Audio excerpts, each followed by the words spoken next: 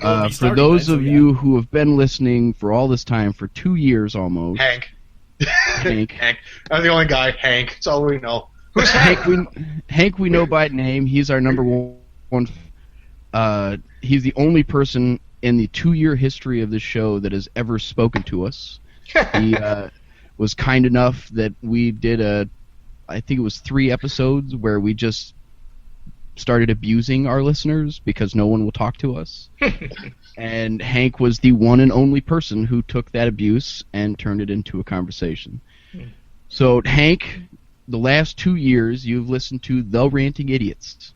Well, it started out at 2 Ranting Idiots, then The 2 Ranting Idiots. Yeah. Yes, then we had Craig, so I couldn't say. Ranting Idiots for like 5 episodes. That's true. No longer, Hank. Hank, you no longer listen to the Ranting Idiots show. You are now listening to the Oatmeal Raisin Conspiracy, where we expose everything behind the relationship between oatmeal and raisins and how they look like chocolate chip cookies but are not, and other random things we choose to talk about. And it is our distinct honor to welcome Mr. Mike Cole, author, author, and we don't really care about I'm trying to choose my words correctly. Here. Let me give you a hint. Yes, Captain America is one of the good ways to actually explain what Mike does. Mike served 3 tours in Iraq. Was it Iraq and Afghanistan, or just Iraq? No, just Iraq. 2 of them as a private military contractor. Some other terms for that are just contractor, or a lot of people like to use mercenary or merc. And his 3rd tour was a paramilitary civilian, which I do want to get into because I've never heard of that before. Sure. But that'll be after we talk about your main body of work, which is why I invited you on the show in the first place. Sure. You are a lieutenant in the U.S. Coast Guard, where you're in charge of the reserve unit. Yeah. For the Coast Guard, correct? Yep, that's correct. And you also work for law enforcement as a civilian in cyber threat intel. Yep. Which, looking at this laundry list of things you do to make money, makes you feel bad. Number one, doesn't it, Travis? Yes, it makes me feel horrible. Hey, about you know this. what? I don't get the face with scenery that where one small slip could pulverize my entire body. You face danger every day. But I complain every day. I go home and I'm like, oh, I work so hard today. You have 3 jobs. Yeah, but I mean, someday you'll be a foreman, and you'll get to go up to some other guy and be like, "Hey, you need to get closer to that hammer," and then stand there while he works and be like, "That's really good job." I know Travis fairly well. He will never be a foreman. His people skills are horrible. They never let him up. Like, no, you might have the skills. Assistant foreman, maybe. We just can't let you in charge of everybody. We can leave you as a lead man in charge of a 2-man crew, but in charge of the whole plant, no. We won't have anybody working for us. That, or you hear stories about how Travis again got shot. One of these days, your boss is going to be like, "Man, are you the guy that does the Oatmeal Raisin Conspiracy podcast?" And, we had one of those. And then the next thing you know, you're going to be, I'm actually waiting for one of the people, because I just moved to New Jersey last December. I've only lived here for a year, and I've been at this job since February. I'm waiting for somebody that I work with that I haven't told about the podcast, which is only one person, to find the podcast or find my presence online and come to work and be like, wow, you were a piece of shit. 'Cause I use my Twitter really for 2 things, to promote the show and bludgeon individuals about the head and shoulders with your verbal attacks. Yes, and to bludgeon people with clever wording when I think that they have gone just a little bit too far into the deep end. So coming across, when you're reading my Twitter line, my Twitter feed, I come across like a complete ass, because there's a lot of times where I'm just looking through Twitter because I have moments at work where I'm down for like 2 hours and have nothing better to do, and I will find somebody who has said something completely asinine, and then I will send probably about 25 tweets to them about how stupid they are. Like there was. So you're an internet troll when you're not when you're not Yes. operating the trip hammer. Actually, That's you. I was wondering who these people are. I was accused of being a magical bridge troll the other day from one of the people that follows me on Twitter because they were trying to get more followers. And so I was like, hey, if you're actually a follower of the show, if you actually want me to help you get more followers, tell me something about our show that just happened. I was like, how do we greet each other as members of the show, as fans of the show? And he's like, what are you, some magical bridge troll? I was like, magical? Maybe, but a troll most of the time. It's something I embrace it, and I only troll people who are. I'm like the Dexter of trolls. I troll so you're really the trolls. good for 4 seasons, and then you take a deep shit on everything.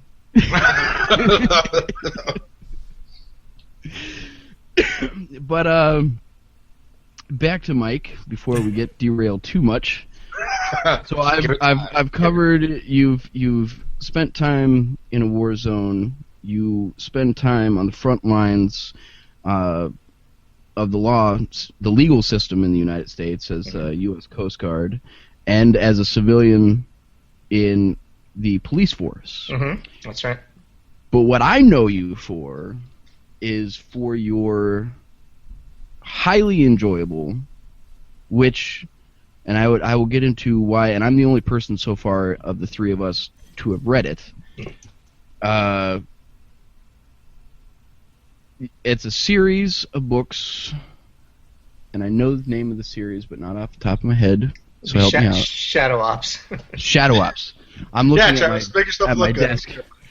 I'm telling you, I've done the same thing that I did in our old show, where I invite somebody, I intend to write an intro for them, and then I don't do it. Or you invite somebody on the show and you don't know who they are. And today we have our guest, you with the face. Yeah, Mikey Kale. A man who needs no introduction. Why don't you introduce yourself? That's right.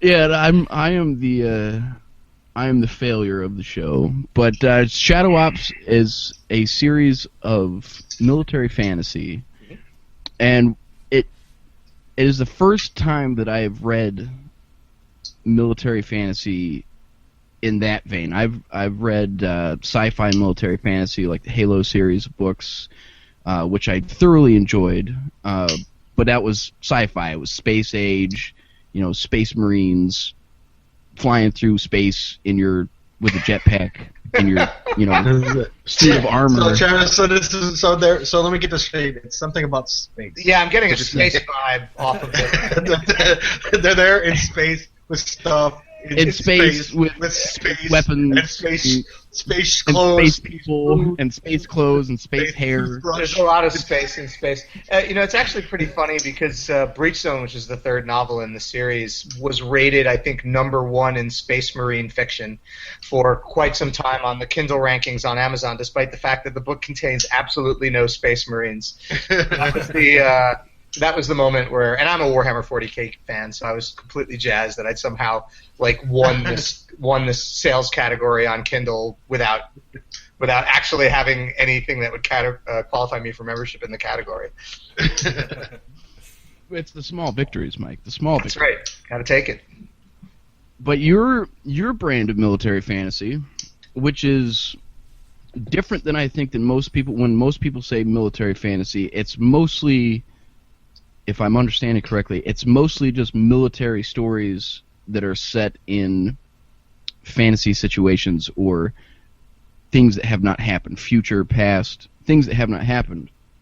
But you actually have true military fantasy with the emphasis on fantasy. Yes. Yep, you have it's a tactical. It's a story about tactics. It's a story about strategy.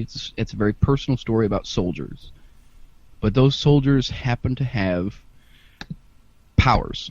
Mm-hmm. They're latent magical beings, and there's how many schools? Are there 7 schools? Well, there's an infinite number of schools. The one of the things I point out in the appendix of Breach Zone is that the United States has tried to classify magic into prohibited schools and legal or authorized schools. But the reality of it is that magic goes a lot farther and deeper. We're sort of only seeing the tip of the iceberg, and each book expands magic a little bit, and you get to see a little more. And the 4th book, Gemini Cell, which is coming out in just about a month, will push that envelope even further. So yeah, that taxonomy is for the convenience of the United States government. It doesn't actually speak to how magic really is. Yeah, I see that.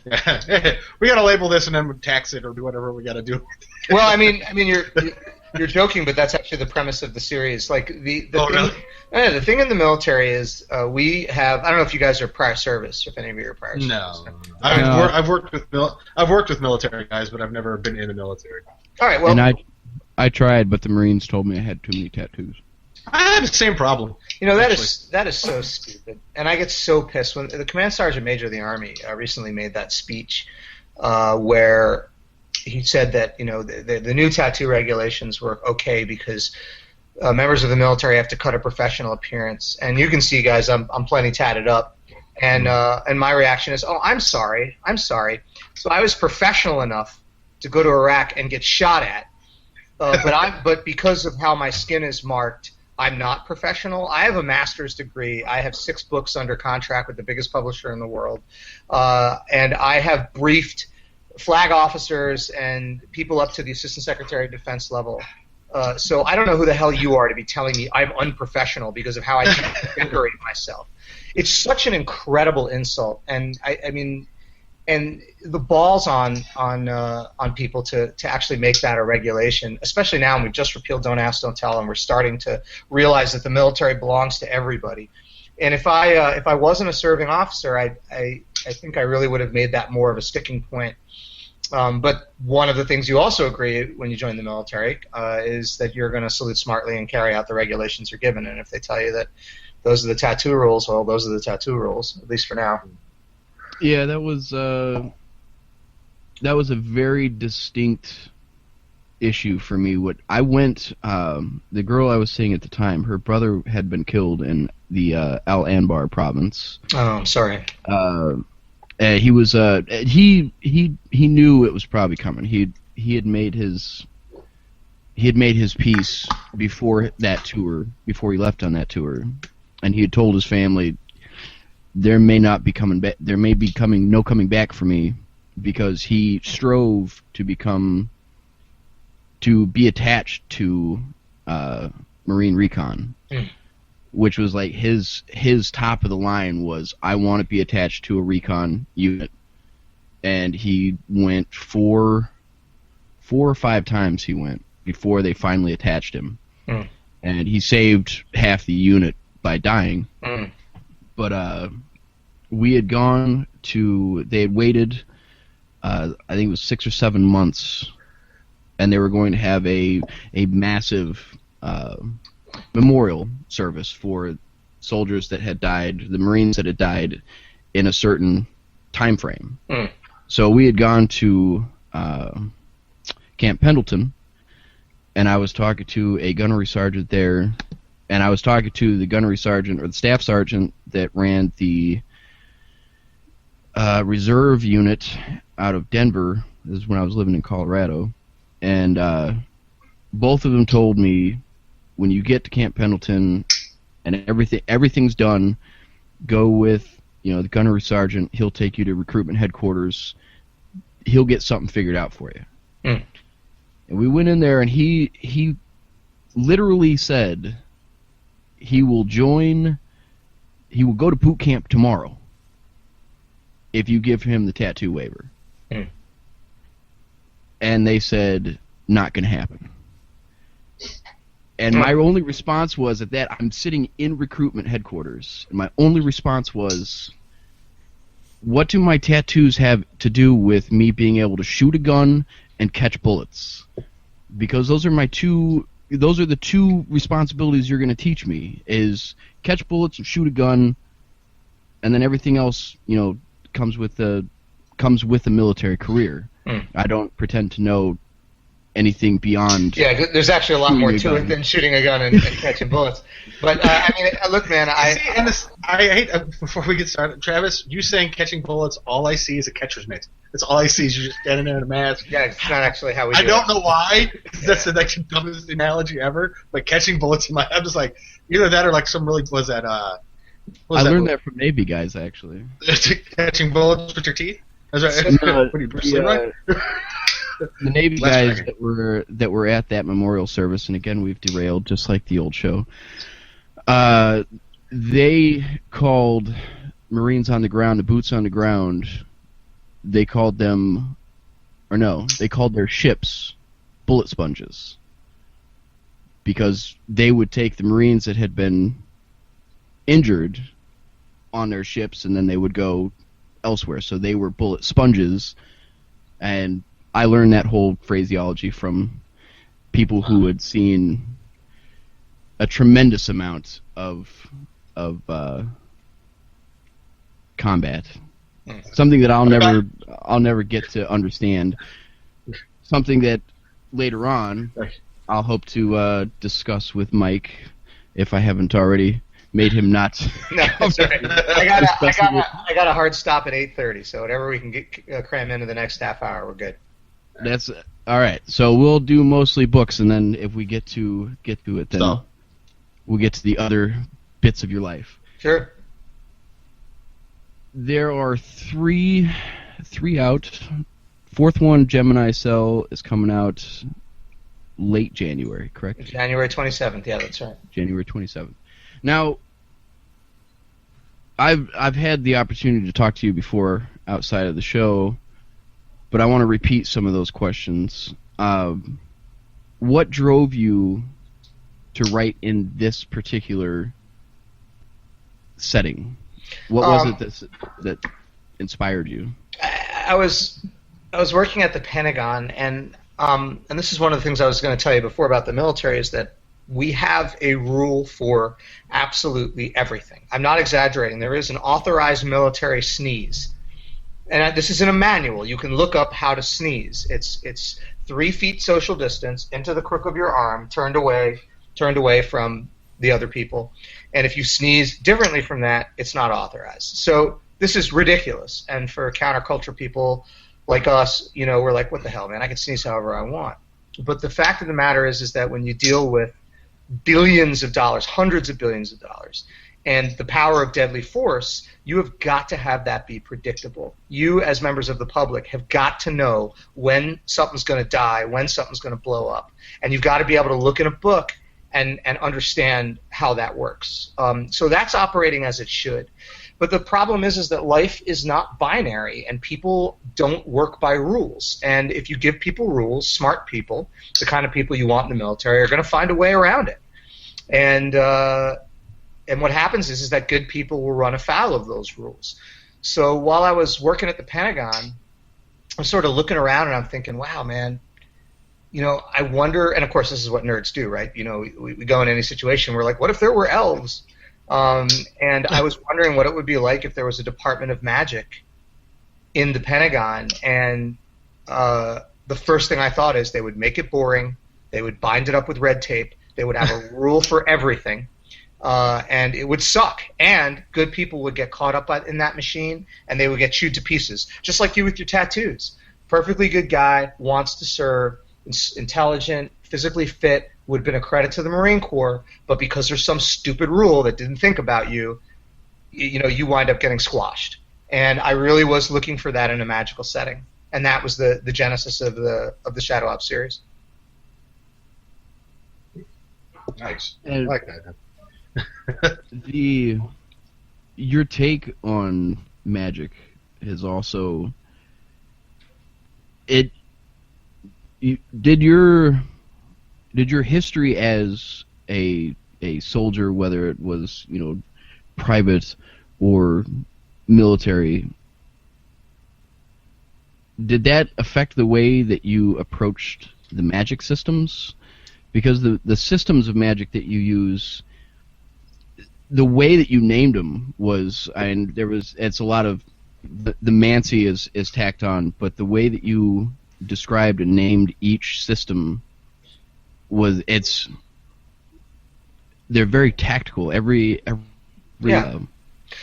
magic system was very tactical. And let me correct your terminology. Soldier. I don't call myself a soldier. That's a term that's reserved for members of the United States Army. I'm a Coast Guard, and I was a PMC, a private military contractor. Mercenary is an accurate term to use. Yes. One of the things you learn in military armaments is that everything is divided into munitions and effects, and what effects those things yield. So, for example, when you're an operational commander, you'll say, I don't know, I got a bridge, and I need that bridge degraded 60% of its capability to flow enemy troops to the other side of the river. And then you'll have a targeting officer or weapons officer whose job it is to figure out what munition to apply to that bridge to get that desired effect. And then at the end, you'll have a battle damage assessment that'll. And again, there's a manual for this. You can read about it. It's the JOPS, Joint Operational Planning and Execution System, which lays out how all this stuff works.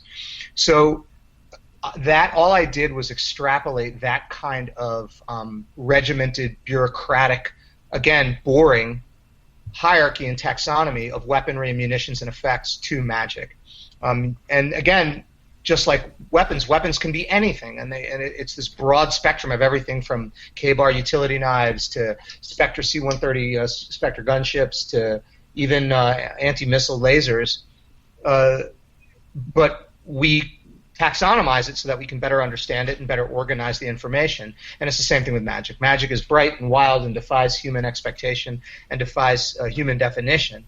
But in order for the military to be able to operationalize it and make it utile, they have to create a system of ontology, and that is the magic system that's in the book.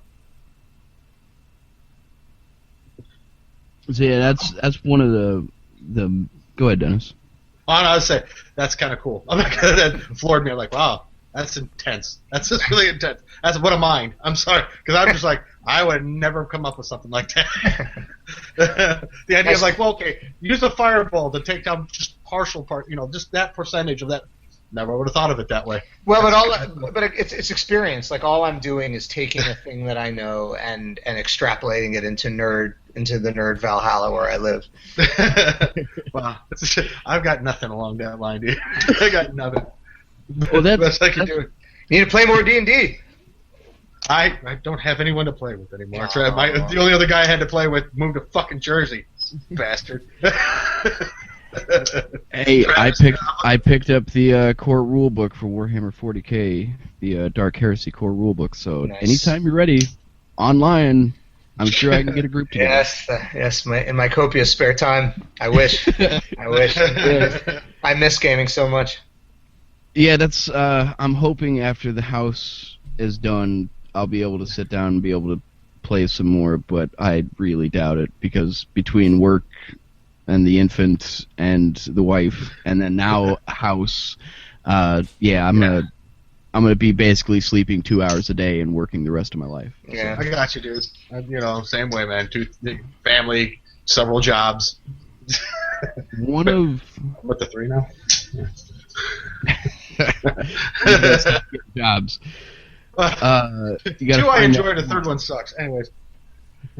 One of the things that I enjoyed the most, and when I first delved into your books, it was because of following a few other authors on Twitter. As how I found a lot of the books that I've bought in the last year is I took over the Twitter account for the show. We had already been following people like Jim Butcher and Kevin Hearn, and then I started discovering through those two and through the list that I find other authors. And when I first picked up your book, I remember one of the first things I ever in conversation had with you over Twitter was you saying that Shadow Ops was not your best installment. No, Control Point was not. The Shadow Ops is the name of the series. The first novel, Control Point. Yeah, it's a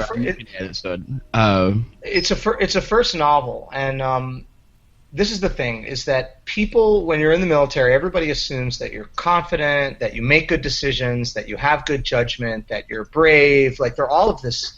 People just love to paint their shit on you and just stereotype you. And it's really frustrating because stereotypes are bullshit. I've worked at the FBI, I've worked at the CIA, I've worked at can you guys still hear me? Oh yeah. Oh yeah. And people are people. Wherever you work, people are people, and that means that some people are idiots and some people are great. And there, you have mavericks, you have counterculture people, you have rule followers, you have strong and brave people, you have cowards, you have everything, and you have everything in every institution. And there's no such thing as an institution in and of itself being great. It's composed of the people that make it up. So I really wanted to write a military character who was not brave and who was not confident and who was, flip-flopping all over the place and frightened of everything and making horrible mistakes. I really wanted to make an anti-hero that looked just like me and everyone I knew. I wanted to make a screw-up. And I wanted him to blunder his way and flail his way into heroism. And I succeeded, I think. I think artistically I pulled it off. What I didn't think was what my reader expectations would be. And I'll tell you, man, I'm a super people pleaser, and I want everybody to like me, and of course I want everybody to like my art. And I have no problem with people having a problem with my main character. I do have a problem when people hate my main character so much that they put the book down and they won't read more of my Cole books, because then I've just lost a chance to communicate and to get to my audience, staying on an artistic point. When the first complaint about Oscar Britton, who's the protagonist of Control Point, came in, I thought, oh, it's nothing, but complaint after complaint after complaint, and I realized this is not anecdotal. Like, a lot of my readers, nobody thought he was poorly written. Nobody failed to see what I was trying to do with him. But, people want to follow heroes, and there's a certain degree of confidence and sober judgment and good decision making and bravery that they expect in the protagonist of an action fantasy novel. And to the extent that I failed to meet those expectations, it really bums me out. I think I've done a lot better in subsequent volumes, but Control Point is the book that introduces me to most people. It's the first chance I have to win readers and to bring them in and to get them to follow me. And, man, all I want to do is write. I work all these jobs. I love being in government service. I love being in armed service. But I would give it up in a heartbeat if I could get writing to the point where I could live in the lifestyle that I want to and provide that lifestyle for my girlfriend. From just writing, I'd be glad to do it. But in order to do that, I need readers, and I can't be losing them. So yeah, I mean, I'm not ashamed of the artistic choices I made, but I definitely listen when people are upset by that protagonist. Well, Shut up, Travis. Was Control Point? You're always talking. Was Control Point your first foray into writing, or was it kind of like your first dip into the pool of writing, or did you write some short stories or anything before that? Oh no. I did it and writers don't do it this way. I put the cart way before the horse. I decided that I went online when I've been writing my whole life, literally from childhood, and I knew I wanted to be a writer. But once I made the decision to go pro as a writer, and this is in 1998, I went online. So yeah, it took me about 15 years to get my first book deal. So I went online and I researched how one becomes a writer, and what I discovered was that there was this set path. You had to write short stories. You had to win the Writers of the Future contest. And then the credit from the Writers of the Future contest you could put on a cover letter. And then you could use that cover letter to sell stories to the Tier 1 magazines in the genre. At the time, these were like Weird Tales and Asimov's and Analog and Realms of Fantasy. Most of these magazines have gone out of business because nobody reads short stories. And then once you have 3 credits, you would be invited to SFWA, Science Fiction and Fantasy Writers of America, which is this guild. And then you could get into the closed-door parties, which is ridiculous because they're not really closed-door. And then you meet your agent, and then your agent loves you and you get a book deal. And he represents you and you get a book deal. And that is the way I did it, step by step. And I am and my friend, my best friend, Peter V. Brett, who is an amazing writer and a New York and London Times bestseller, and incredibly... He's incredible. Pete is incredible. such a great writer. And when I was telling him, well, this is the way you have to do it, you know, you have to win this contest, write these short stories. Pete was like, no, man, I'm not going to do that crap. He goes, I read novels and I want to write novels. I'm not going to waste all my time with these stupid short stories. And I was like, you'll never be a writer unless you follow this. And I don't know what the hell I was thinking. And of course, like, he broke out huge years before me because he focused on his novel writing craft. So the answer is yes. Now, Control Point is the fourth version, and I mean fourth, ripping it down to the studs, rewriting it so it might as well be a completely different book, version of a novel, the first novel I ever wrote back in 1998, which was called Latent.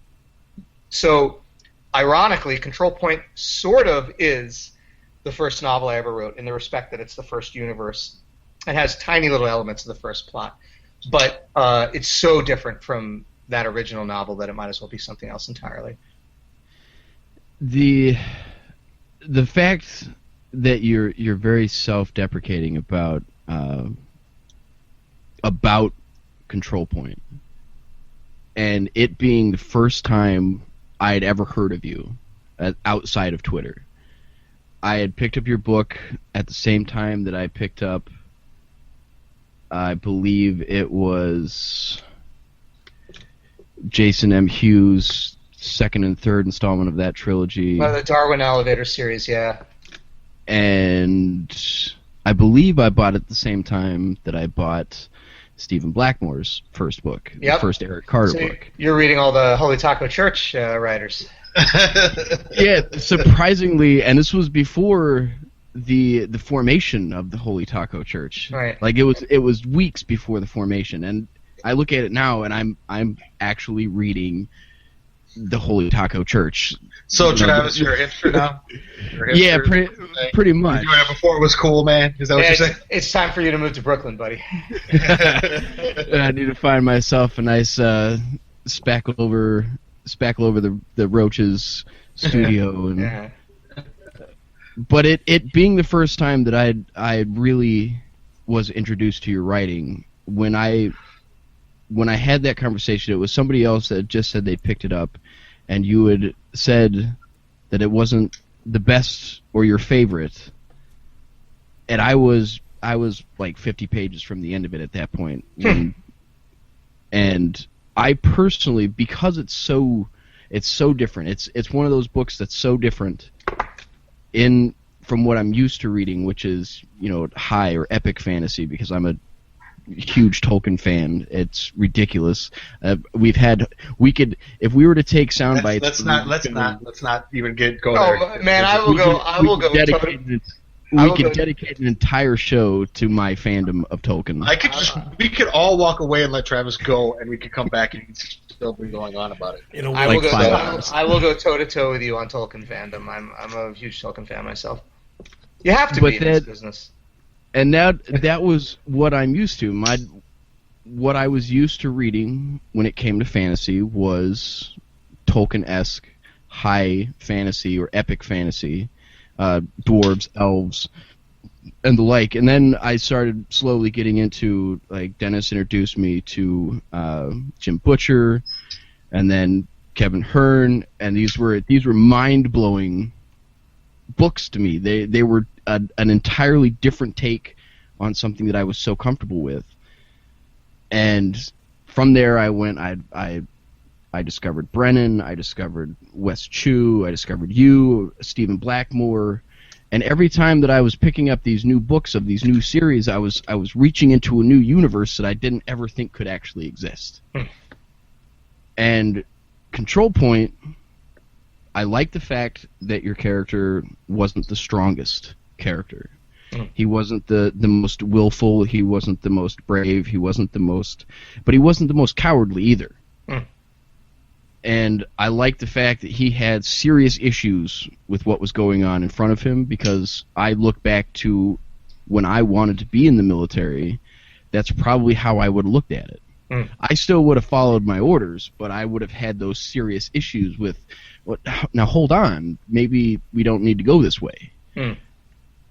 So I like the fact that he had some dissent in his mind about what was going on, and then when he became latent, it was now he's just thrown completely out to the wolves. And it was enough for me that every character in there that do not update. Again, Travis, did you both lose? No, it just popped up. It was going to stop my computer. Every character in that book is enough, and the story is strong enough that it led me to buy the next two. Oh, good. They're sitting. They're like 2 down on the to be read. Although that pile no longer makes any sense to me because I've bought like 100 books over the last couple months. I thought you said you weren't doing that anymore. Listen. He's an addict. I hear enough from the wife. I don't need. But you anymore. told me like I got to stop buying until I finish reading these, and then I'll start. So you're a liar. Well, no, because now I have the next year of my life worth of books. All right. It's like when certain people tell you they're gonna stop doing blow, and then 4 8-balls later they're like, "No, I'm stopping. I swear." Yeah. Quit anytime I want. Yeah. The fact of the matter is, though, your writing is it's good, it's strong, it's interesting, and that was. I wanted to get you on the show before I had the opportunity to meet you. You came and spoke at a panel at Barnes & Noble's, or Noble. Mm-hmm. Sorry, I get corrected every time I say it. But safe space, brother. No one's gonna correct you here. I will. I will. This is part of my job. Yeah, they call me out on everything. But having the opportunity to talk to you in person, that was where I was like, I need to get this guy on the show, because you wouldn't think, and we've talked about this before on the podcast, because Craig and Dennis and I, when we go to Comic-Con, when we go to C2E2, we don't look like all the other nerds. We stand out a little bit, and there's small pockets of people that we do look like, but they're not the general. And then meeting you and realizing that you are a gigantic nerd as well, now you have also all of this background, this experience, and this career outside of your writing that is not what people think as being a nerd career, or a career that any nerd would want to go into. And I wanted to have that on the show. And I wanted to be able to. I appreciate that. It's funny. I'm a big believer in Big Tent nerd dominion. It's funny. We all know that nerddom. This is the stuff that we got beat up for. The reason that we couldn't get a date, for the better part of our natural lives, right? And now all of a sudden, it's top 40, man. Like all of the kids that were kicking my ass in junior high school. Are running around. Like, I'll never forget. I'm walking in Williamsburg, Brooklyn, which is hipster central, and I see some dude with an ironic mustache and probably like $400 shades, and he's wearing an Urban Outfitters "This Is How I Roll" shirt with a D20 on it, and I want to stop him and throttle him and be like, motherfucker, you never played D&D a day in your life. You went and got that shirt because you saw it on like some reality TV show or something. Big Bang Theory. Right. And I feel territorial and I feel tribal. But then I stop myself. And I think, all my life, all I wanted was people to hang with and people to get the things that I got and like the things that I like. And if this is going top 40 now, and I think the Comic-Con scene is a great example of that, that just means that there's more people for me to geek out with, more people for me to hang out with. And that is never a bad thing, and that is never wrong. So I just, I've embraced it. And, you get in these conversations with somebody like, yeah, I'm a huge fantasy reader. And you start talking about books, and you find out, okay, you're a huge fantasy reader who's read, Game of Thrones and the first 2 Harry Potter books. So you're just starting out. You're a neophyte is what you are. Right? And I've read all 7. And I check myself, I lock it up, and I'm nice and welcoming, and I make suggestions because, this person's going to be my friend. I'm a big tent nerd. Big tent nerd. That's where we completely differ. It's like, you ain't a real one. Shut up. I walk a fine line between the two. I am an elitist and a smug asshole a lot. It comes and that doesn't stem from my nerddom. That actually stems from something else that you and I have in common. I was a metalhead. I was into black metal for years. Big time. And you can't be into black metal without being an elitist smug asshole. You know, my girlfriend just taught me about black metal recently. Wasn't like the Norwegian leader? Isn't he a murderer? Who's out walking and like some? Well, yeah, there's a few of them. The original Norwegian scene was like, well, one of the best analogies when I was 16 and black metal had just really come into play in the United States. One of the best analogies I've ever heard about the early Norwegian scene was, it's like the East Coast, West Coast thug thing that we have here in America, except it was Sweden and Norway, and instead of shooting each other, they stabbed each other to death. Oh. And that's awesome. It's because it's a lack of guns, for one. I mean, Yeah, this is where the cop in me just like checks out, because like I have such an allergic reaction to crime, you know.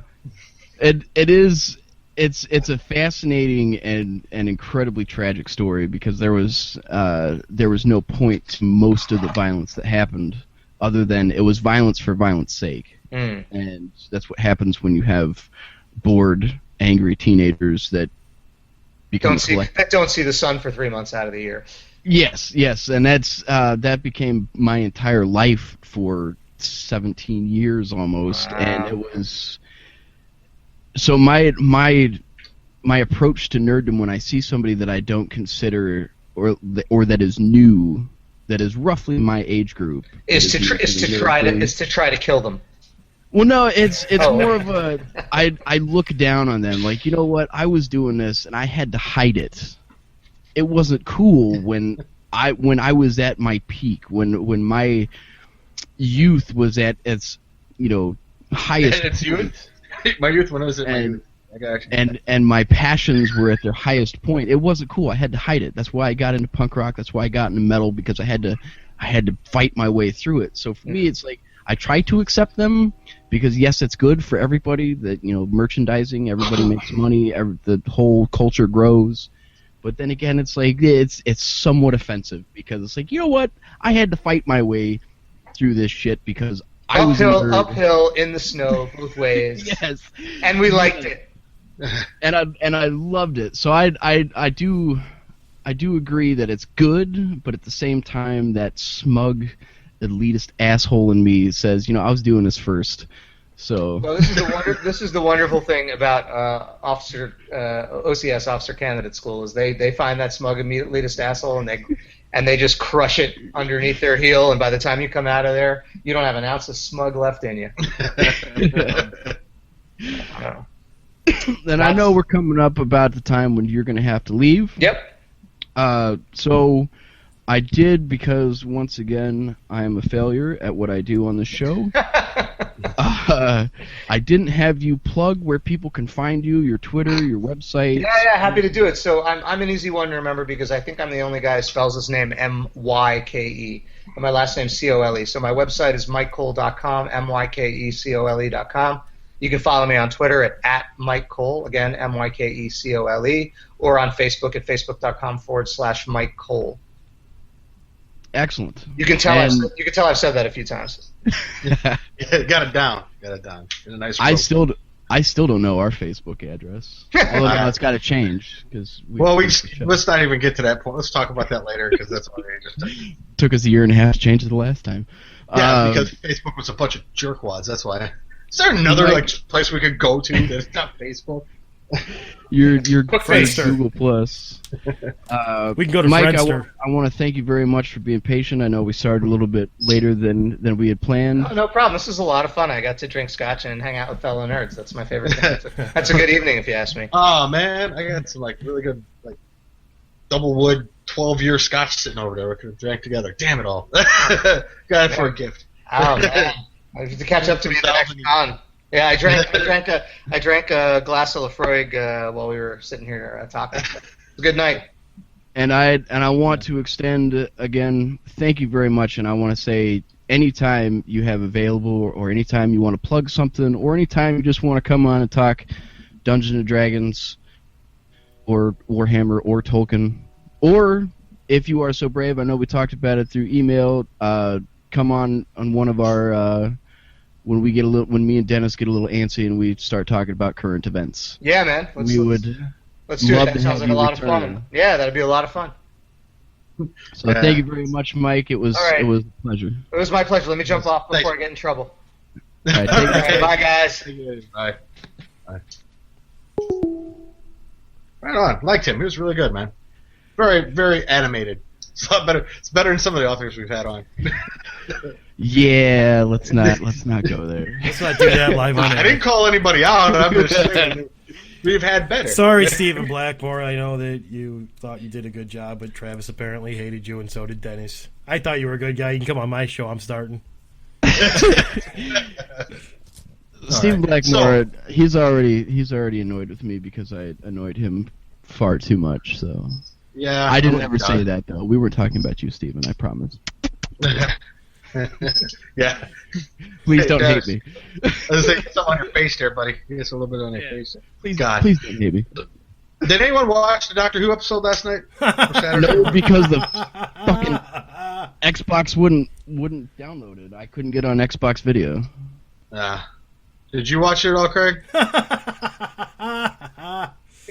You didn't hear him laugh the first time? I have to catch up on the 8th season or whatever fucking season it was. Through? Okay. Yeah. I'm still 3 episodes into that one.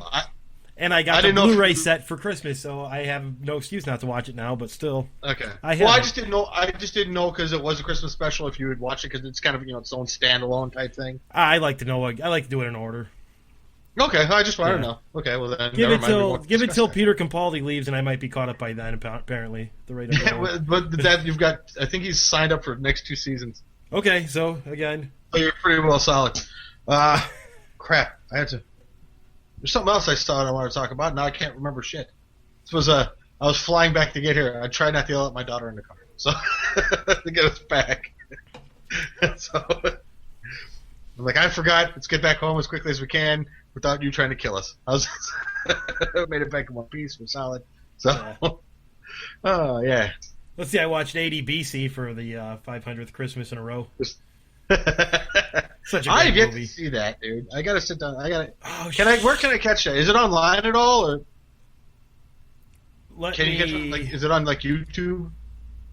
Let me do something here real quick.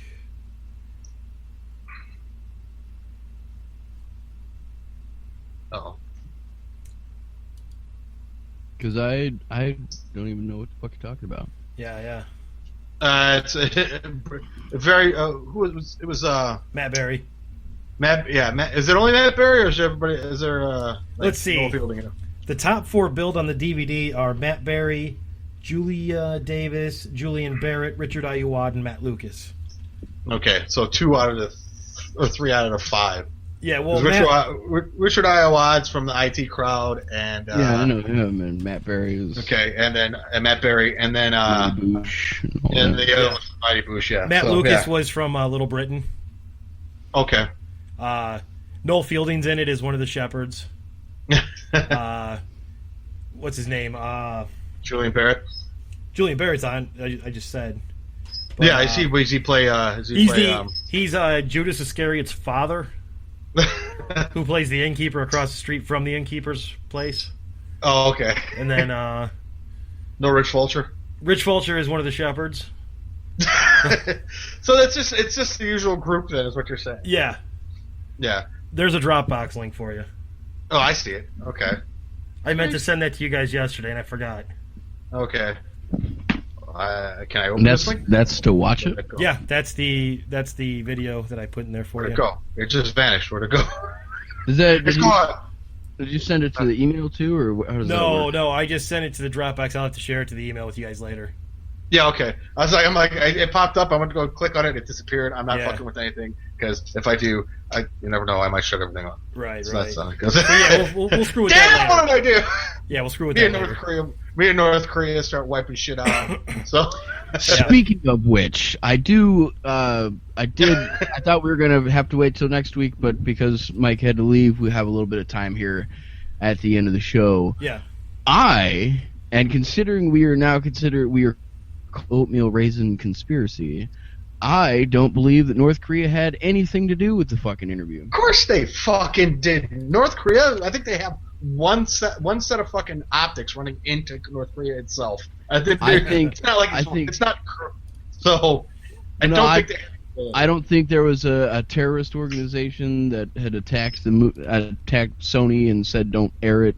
I think that was just a highly convoluted, incredibly offensive, and just horrible PR stunt gone wrong. That for the interview, yeah, yes, no. I know Sony did get hacked, but I'm pretty certain it was people who actually fucking worked there that they pissed off that did it. Because I've heard that Sony was not really cool with a lot of the workers they had, so some of them I think went back. That I get. I think they just took the interview because they knew it was going to be a fucking flop. Because I mean, come on, you've already done this once. It's not like Seth Rogen and We've done it a lot. I mean, the whole premise of yeah. two funny guys. Ooh. Yeah.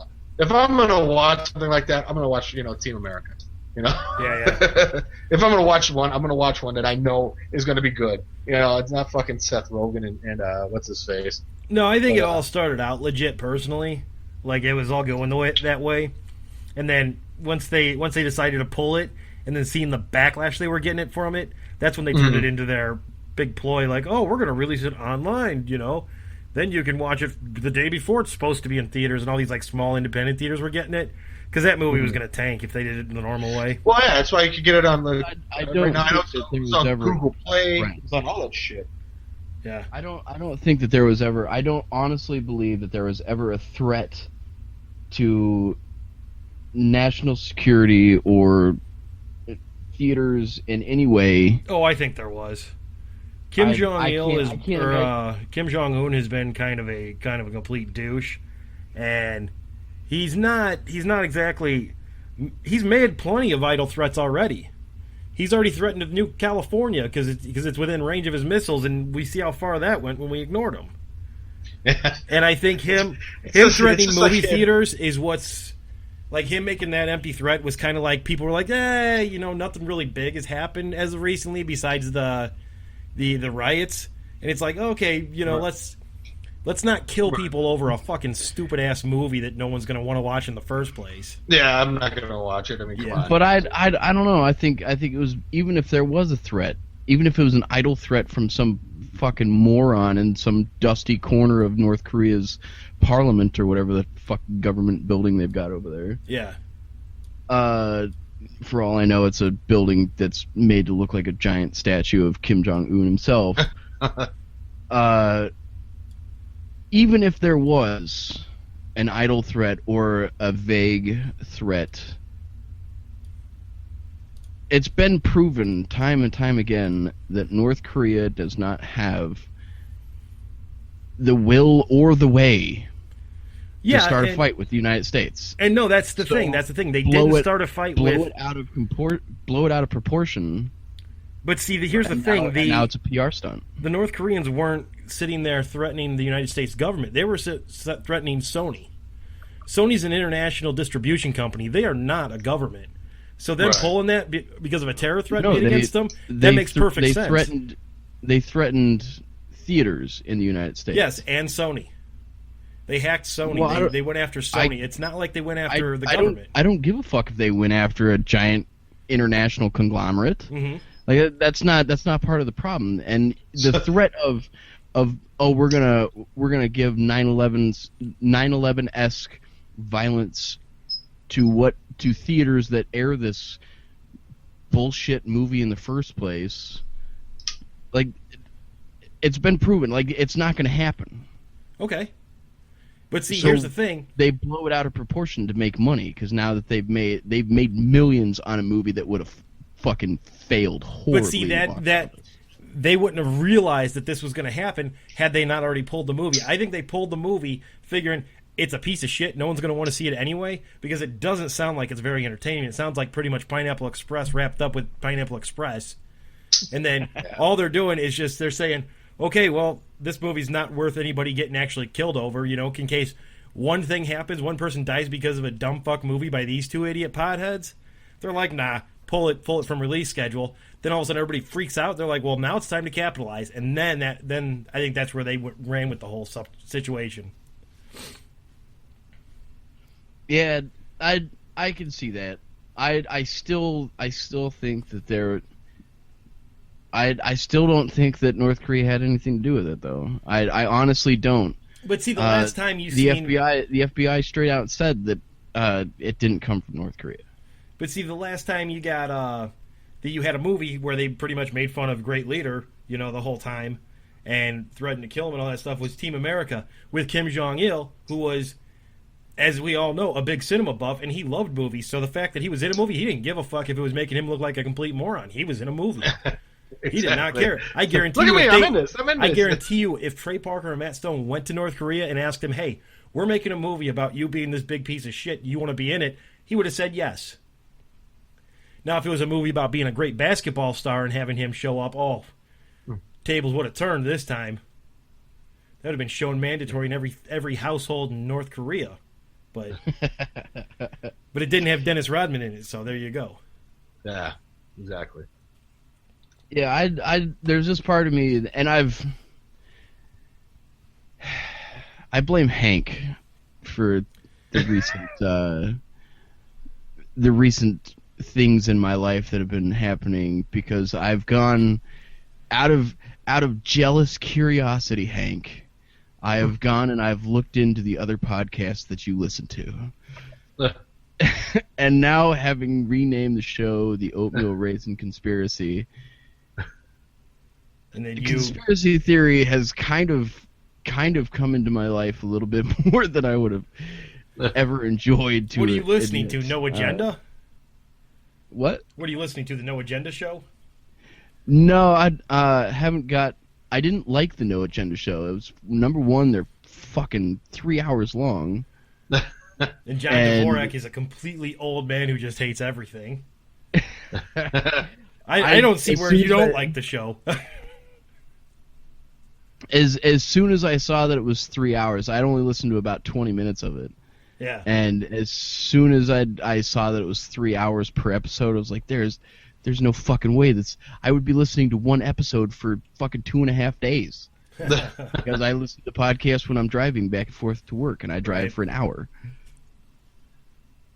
I've been listening to the Higher Side Chats, though, and that guy is a lot of his stuff is way out there, and I just shake my head when I'm listening to it, but it's a decent show.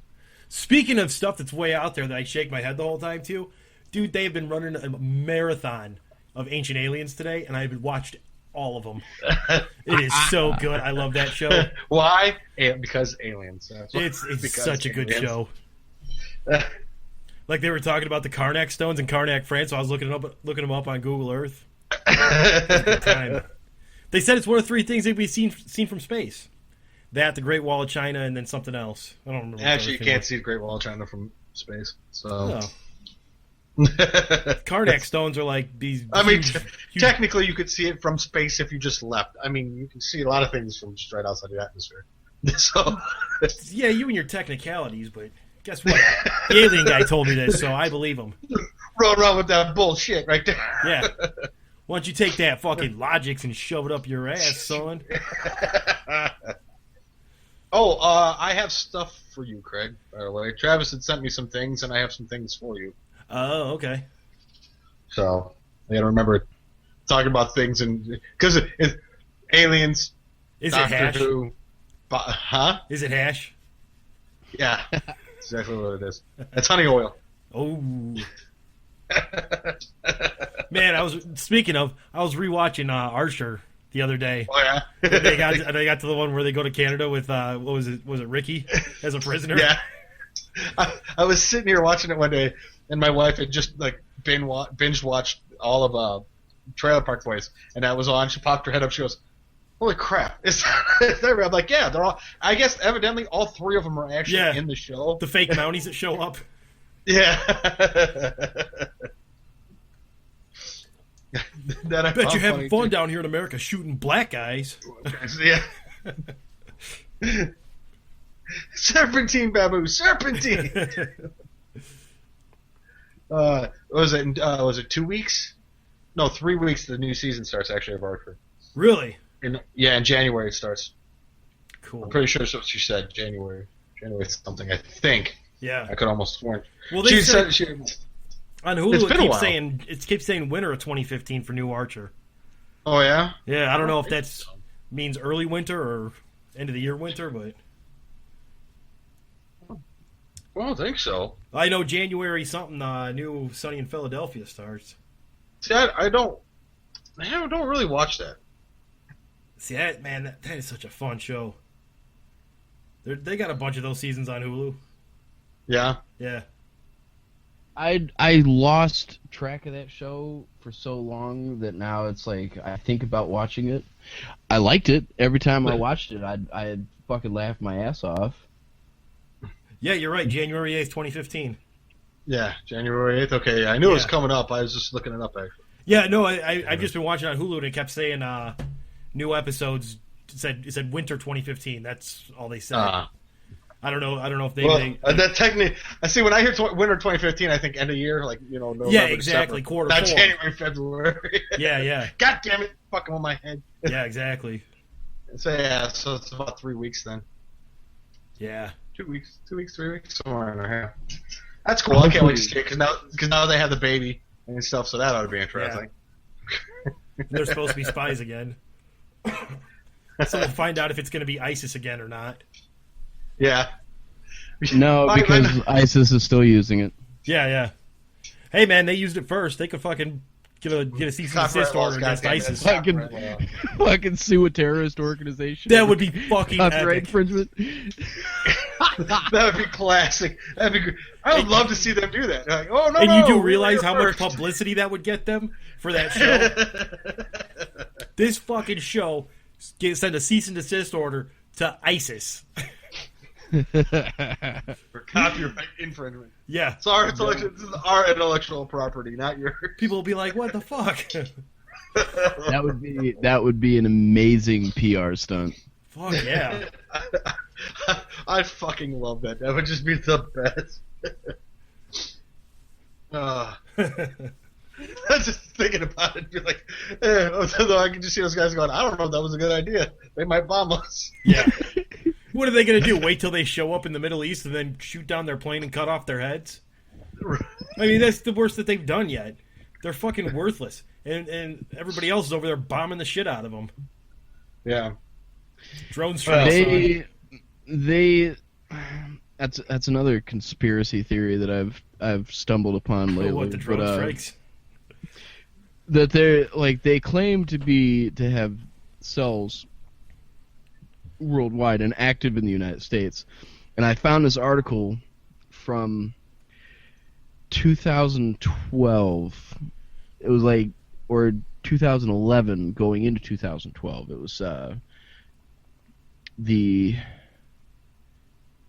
10-year anniversary, I believe, of 9/11. Was it 10 or it was an anniversary. I'm not. Okay, yeah, let's go with that. But so it's this article about ISIS and these other and Al Qaeda. They all have these sleeper cells that have blended into Mexico and are going to attack. I think Fort Hood. That's the one that's right on the border of Mexico, and they're going to use car bombs and they're going to use suicide vests.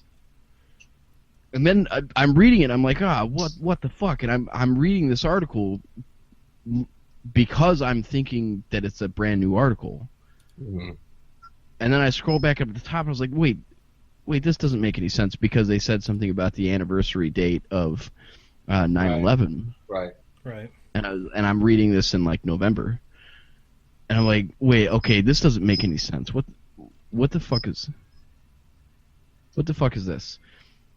So I scroll back up to the top, and it's like fucking 4 years ago, Oh yeah. and I'm like, well, if they're so powerful, if they have these sleeper cells, and the government has identified that the fact that they have sleeper cells in Canada and Mexico, why didn't anything happen? I will tell you, because I have this on good authority, that there are not real cells, but there are groups helping out those networks in the country. And oddly enough, it's coming through white power movements and Oh others. yeah, and it's hilarious. Because I happen to know somebody who's in a DOJ, and he runs around. He's an anti-terrorist group, and he goes all over the country. Do you think if we got a voice changer and put him behind a black screen, he'd come on the show and talk about it? I could ask him. I mean, I haven't talked to him. Like, I talked to him last week. He was just telling us why he trains with us, and he was just telling us about, I was over here and I've been over there and stuff, and he was like talking about. It'd be great, especially as that would be our first YouTube. Get him a voice changer for like right in front of the microphone, and then put like black him out, and or get him even fucking FaceTime or whatever that is. Make him a devil. The only problem is I probably end up saying his name by accident, not thinking about it. Oh, sorry, dude. Damn. Yeah, we'd have to do capture and put it up, not live. But I mean, he's told us stories. There's some shit going on that a lot of people don't really know about, and they keep like under wraps.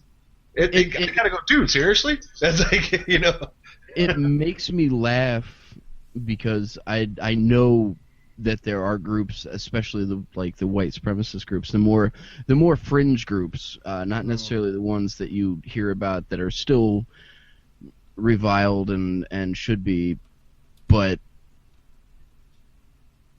let that sink in. White supremacists are financially supporting Middle Eastern Muslim terrorist organizations. It's convoluted the way they do it because it's usually through drugs and weapons trading, So but they know exactly where it's going. Probably. I mean, it's not like there's no probably about it. They know exactly where that money's going. Because it's probably I'm saying, probably like say the white supremacists have weapons or drugs, one or the other. They're either selling it to a black group or an Arab or Arabic group or possibly even an Asian group, which now means they're getting funneled through several different things.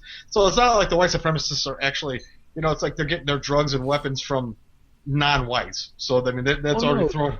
Oh no, but they know, having some experience, they know exactly where it's coming from and where it's going to. They know. Right. And you're absolutely right, because there's no white supremacist group or conglomerate out there that's growing poppy and making heroin or growing marijuana. Or the marijuana they might be growing. I mean, they're usually helping marijuana anyways. Legal now, but the heroin and everything else and all the coke they're not getting from the U.S. from another white dude. Yeah, it's going through some drug cartel from the South, and bringing it up. It's not, And they're not manufacturing, and no matter what fucking Sons of Anarchy is telling you, the IRA does not run guns in the United States anymore. Well, they might, but it's not the IRA. Hey man, that was a period piece. If it was, would they be doing it on the West Coast instead of the East Coast, considering it would be easier on the East Coast than they don't California? have bikers on the East Coast. Huh? They don't have bikers on the East Coast. Come on, man. Didn't you ever watch Sons of Anarchy? Exactly. It's only California and New Mexico. All of them. They're all in California. Well, no, it was Mexico, California, New Mexico, Arizona, Washington, Oregon. Only the East Coast. Yeah. Because that's the only place the IRA flies across the ocean, across the continent to drop off guns on the other side. Hey, man, it's a period piece. And at that point in time, Pangea was still connected. Ireland was a lot closer to California back then. True. Gotcha. I got you. Hey, so I was reading some reviews for Flight Simulator 10 today on Steam. and I came across this one that has the 243 people of 350 people found this review helpful by a man named Terrorist Tacos. He recommends the game, and he says he found my neighborhood and crashed a jumbo jet into it. 9 out of 11 would fly again. I also put down that I found this helpful. That's fantastic. I see, Travis, you're doing the same thing I'm doing. I've been doing that the entire show. I got a new knife, actually. Ooh. For the listening audience that keeps hearing the clicking, that's Dennis and I flipping our knives open. I got. I went to Home Depot yesterday or Wednesday. I don't remember. I think it was Wednesday. I had to pick up a couple of miscellaneous items, and I noticed that they had a whole bunch of knives on sale. Fucking $7 Nice. for a Who's that? Gerber Coast. Made in China. Huh. Probably. Yeah. Probably. It's Gerber. It's Gerber. All the new Gerbers are made in China. No, I am. Yep. I know this. Fucking North Korea. I know this, and the reason that I know this is the old man is very against buying anything made outside of the United States. And when he was running the last job we were on, he was looking to purchase some knives for the crew that we had out there as like a Christmas present. This was maybe 4 or 5 years ago. He ends up seeing these Gerbers, and he calls them up and he goes, "Hey, I didn't see on the site where these are made." And they go, "We make them over in China."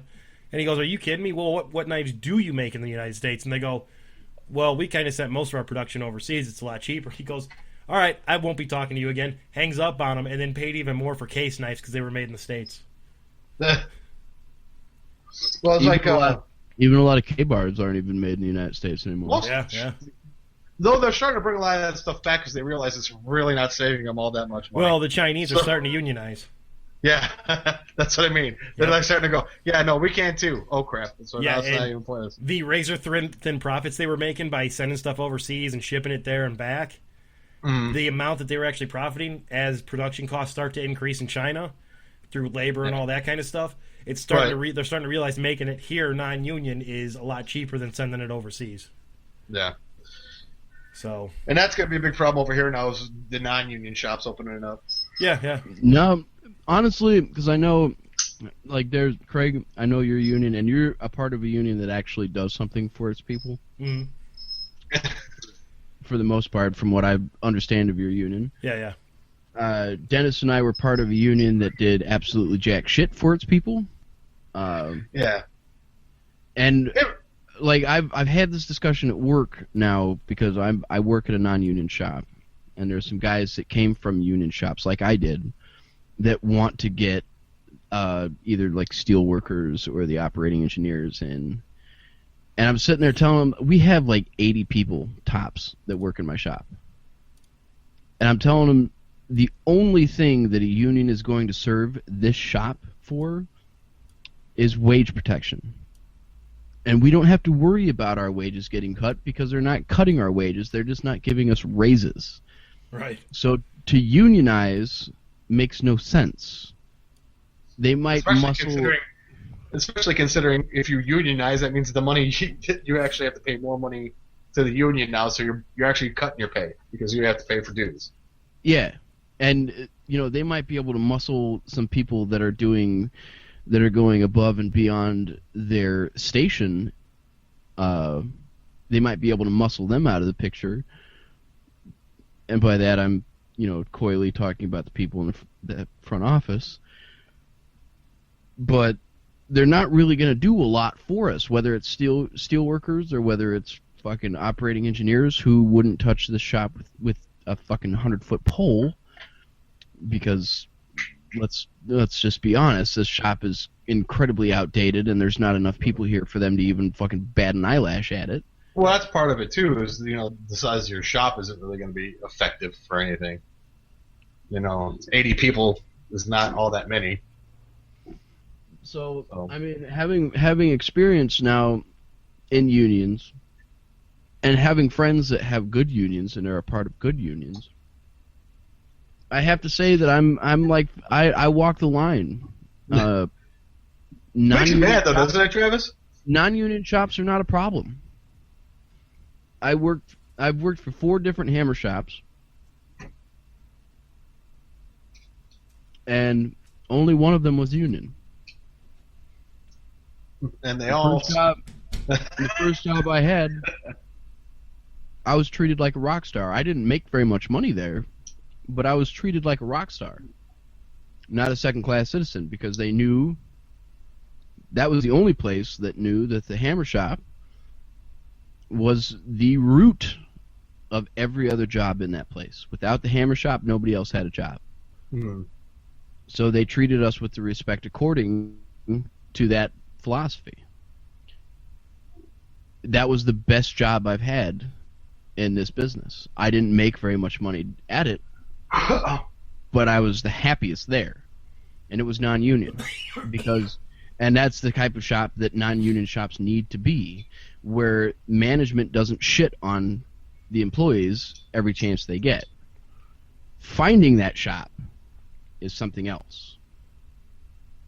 So unions are good when it comes to protecting your wages, protecting your job, making sure that people don't overstep their boundaries and aren't stepping over their station in the company. But they're also bad in the fact that it, a lot of times, especially in factory environments, sets a us versus them type of environment. Well, and I think that's where like I think we talked about it before. I don't know. I know Craig and I have talked about it personally. That the fact that like the difference between like what you and I have done, we're working in a factory type environment in union, as being a like Craig's type of union, where it's more of an individual base. There's a lot more to be said for the more individual based one, because then it's really working with that group of guys.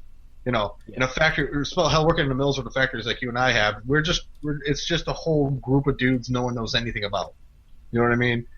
Yeah. There's like 1,000, anywhere from like 300 to 1,000 people working. You're not going to have the same type of where you're just a number on an itemized list. Yeah. My union currently has 10,000 active members. Yeah, but your charters, but you also aren't 10,000 all in one company. You're 10,000. Well, yeah, that's out. true. So Yeah. You know what I mean? So it's not just you guys, each they're a little more tight knit, I guess I would say. Like for you only have like maybe a dozen guys with your guys. Maybe a dozen workers, and then there's another dozen over. You know what I'm saying? Yeah. So so your BA and everybody will be there a little more on your case, where you got 1,000 guys and you got like 2 BAs for 1,000 guys. It's like, well, fuck, I can't, and they're all in different parts of the shop, and no one cares. So, it's a little different, I think. Just the way it works is like yours, and pipe fitters, iron workers, all those guys, plumbers. Those unions seem a lot stronger, more well held together compared to like the steel workers, and actually probably much the steel workers really, because usually steel workers are they're big factories. You know what I mean? They're not just small, like company owned, like small companies all over the place that have actually union workers in it. It's one gigantic company with international conglomerates and stuff like that. Right. So, because my brother-in-law just got a job actually up at one of the mills, so he's making good money and he enjoys it. But I'm like, dude, he's like, he works so much, it's like he gets maybe a day off. Right. So, I don't know. I don't want to go back to that ever again. I'm happy. So, So now you have a third job? Or are you talking teaching is a job? Teaching is a job, dude. It's I'm still beholden to people on it. I just don't do it for fun. It's like people are looking for me and want me to come to class, and so it's 3 jobs. But those are 2 out of the 3 I actually do. I enjoy. I love to teach, and I like one of the jobs I do in one of the places I work. So, but how's the new one going? I'm actually making bank over there. I'm not lying, dude. I might actually just up it. I love working for the chiropractors, but I'm not making any money. So I might actually just leave there and go more full time over at the other place, because I worked out the finances, and I'm still making more than I was at the factory. Yeah. On average. Yeah. Because it's a base pay of $15 an hour plus gratuity or whatever tips, which is anywhere between $10 to $20. So I'm making $25 to $35 an hour every time I do work. And otherwise, it's like it's like an incentive-based job. So if I'm like when we did downtime, downtime was whatever $10 back in the day. Same idea. So I was used to that. So it's not bad. That's good. I'm hoping that once we get over this hump of buying the house, that Gabrielle will start to be able to start her business on the roll, and then I'll be able to, quit, go to school. Yeah, like I said, I don't like working. There's a drawback to working for like I guess a franchise, but compared to kind of being an independent contractor, but stability is also an important thing too, especially when you have a family. Yeah. And now you've signed on to have responsibilities for the next 11 years. So minimum, yeah, minimum plus everything else. So we'll get there. It's life, man. I'm glad you're succeeding. Craig, what are you doing these days? Work picking back up anytime soon? Not yet. No, not till I probably won't hear anything till after the first of the year. Yeah. End of the year is always a bad time, no matter what. So. That's usually how it's every time. Like every shop that I've been in, almost except for this one. Like fucking November. That's when they start cutting down. Yeah. They ramp up hours end of summer into winter, and then they start cutting down at towards the holiday season. It's like, yeah. This is the time when I need the most hours. The time you actually need the cash. Yeah. Yeah. I got everything caught up. Now I can actually get some stuff. Sorry, you're not going to get any money. Oh, you bastards. Yeah, let's see. So, let's see. Tomorrow's the last day for my instructor being in town. So, after that, I'll be running a lot of this stuff out here myself. You gonna go see him? On occasion. I mean, it's not right No, away. you're gonna see him tomorrow. Oh, tomorrow? Oh, yeah. Yeah, have a drink with me and tell him I, Yeah. He's looking actually. He says he wants to start teaching out there again. He's looking at talking to guys at Langley. So. And where's he going? He's going to West Virginia? Yeah, that direction, West Virginia, wherever, out that way. I guess his wife got a gig with what was that, CBN? Yeah, the Christian Broadcasting Network. All those guys. Oh yeah. Yeah, I guess it's really good money. So I don't know if they're all high level Christians, but I mean they're all businessmen out there. So Yeah. I mean, they paid for his his move. I mean, they paid for everything to go out there. It was involved in the job deal. I'm like, I've never seen a job do that. It's like, yeah, we'll move you out here. We'll get all your stuff out here and stuff. I'm like, that they can do that? CBN, did they used to be the Nashville network? Huh? Isn't that the same one that used to be the Nashville network, which turned out to be really Christian?